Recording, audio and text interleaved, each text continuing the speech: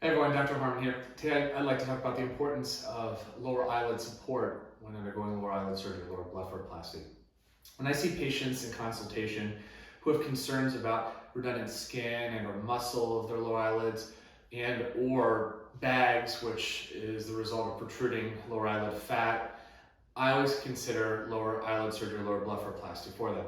And I always examine their lower eyelids to see how loose and how stretchy they are. Looser or stretchier lower eyelids need different interventions and sometimes additional procedures in order to reduce the associated risks of surgery.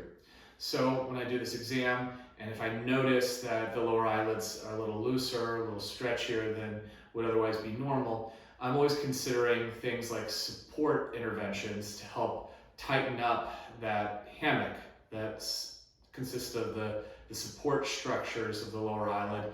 And I always consider approaching the lower eyelid surgery through a hidden incision behind rather than in front of the lower eyelid in order to reduce the risk of scarring.